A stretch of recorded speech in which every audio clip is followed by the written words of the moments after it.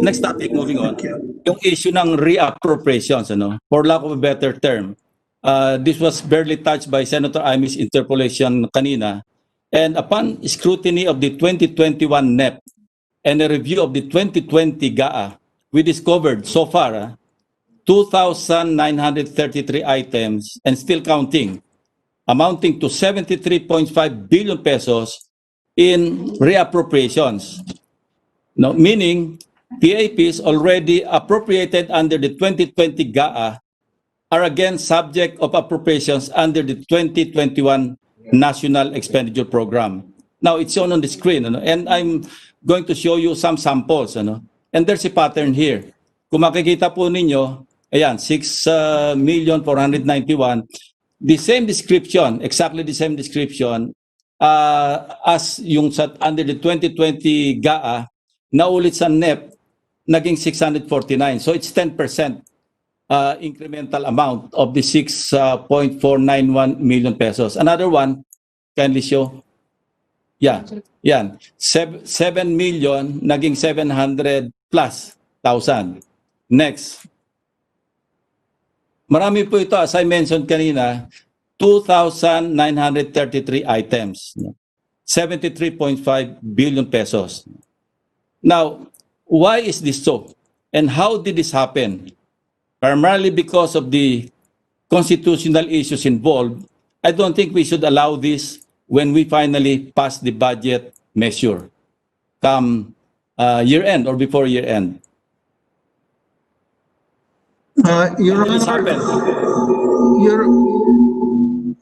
Your Honor, this is what happened. As presented, Mr. Secretary, we will accept any explanation. Just tell us just give us the lowdown. What actually happened? yes, what actually happened is that even as we were trying to have these projects implemented, all of them, we were not able to do so because of COVID, and that therefore part of the budget was utilized to respond to the pandemic. So that what is left is that the Secretary of DPWH still went out of his way to fund these projects, but not in its entirety, meaning that whatever has been approved for this project this year cannot be given out. So for a starter, he submitted a list of projects whose release of funds constituted 15% only of the total project cost. The balance, he recommended that they be funded again for next year to complete the project. And that's the reason why there is a relisting of the projects, and the balance were provided appropriations precisely to complete the projects as brought out in the GAA of this year. That's really just a reason, Your Honor. That's why there's a repeat of the projects already listed down in the GAA for this year, because parang yung na-release ngayon na 15%, yun yung bahay niya, so that the balance can still be provided for in the ensuing year, Your Honor. Mr. Secretary, there goes our problem, because we'll be treading on dangerous grounds as far as constitutional challenge is concerned.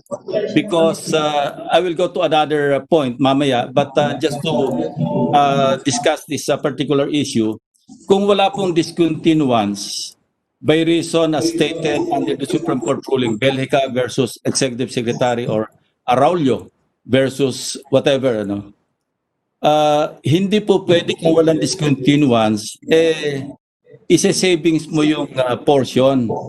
It's either you realign the whole item as funded, but you cannot put or pull out an increment. Ayan, malinaw po. Section 25, paragraph 5 ng Constitution actually sinasay dito. Yun, expressly states that what can be realigned are savings from an item in the GAA. And to repeat, only savings can be realigned. So what you're telling us, Mr. Secretary, with all due respect, binawasan nyo yung say 250 million pesos worth of project 25 million yung i-appropriate nyo in 2021, you're proposing to appropriate. Ano nangyari doon sa project nung sa under 2020 GAA? Yung sa 225. Now, ang savings under sa meaning of savings ano doon sa GAA 2020. Malinaw po, completion, final discontinuance, or abandonment of a program. So kung walang na-cancel na project, walang na-discontinue, walang na-abandon, wala tayong masasabing savings na pwedeng i-realign. And, we counted, as we speak, we have compiled the total aggregate amount of 469 billion pesos corresponding to those reappropriated PAPs all under the DPWH, of which lump sum items, ito nakita namin, lodged in the central office of DPWH, kindly show on the screen, amounting to 396 billion pesos. Yun, they would easily fall under the Supreme Court in Belgica versus Executive Secretary ruled as lump sum appropriations and therefore patently illegal. So tingnan niyo po yung description. Hindi po yan naka-itemized. And ano ito, kung isasama pa natin yung 73.5 plus 396, so ang lahat po nito is 469 billion pesos. And all that being said, at the proper time, I would like to inform the chair that I will propose an amendment to excise from the Senate version of the General Appropriations Bill the items that are already appropriated under the 2020 GAA but are being proposed to be appropriated again under the 2021 NEP.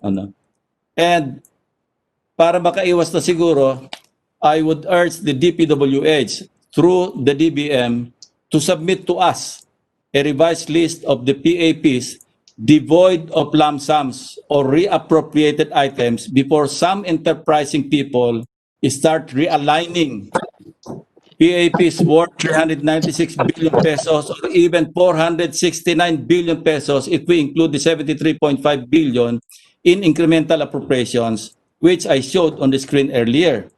Having said that, we will provide you with the details.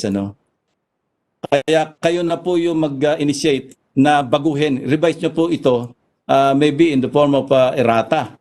Or I would suggest, sabihin nyo na lang sa chairman namin kay Senator Angara, yung revised list ninyo para hindi tayo magka-problema pagdating ng araw.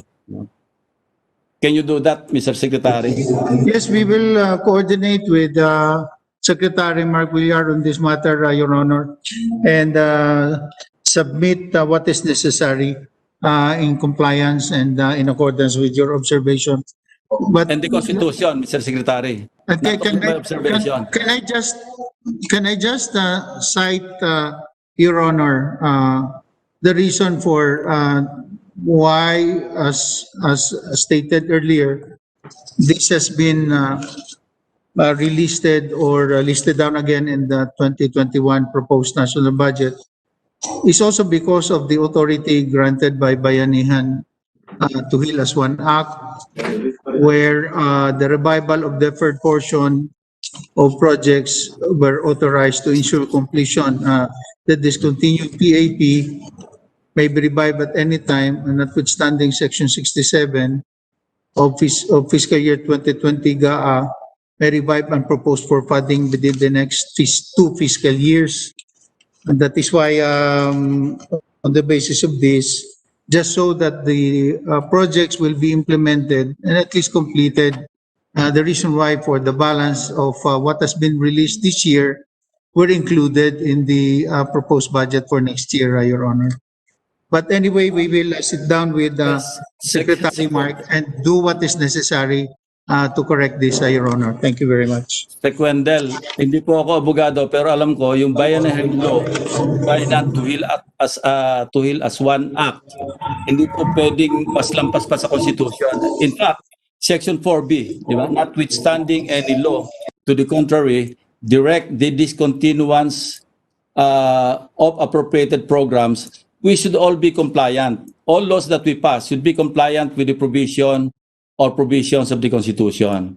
So, subservient po tayo do sa Section 20, Paragraph 5 na yung meaning na savings, especially that the Supreme Court has already ruled, there is existing jurisprudence. So even if we gave, or Congress gave the President the authority or the power to realign items, still, we should remain compliant with the provision of the Constitution. So, having said that, we'll just await your revised list so we can work this out, Mr. Secretary. Ba't nawala na naman? Very well, Your Honor. We will do that. Thank you very much. Yeah. Thank you.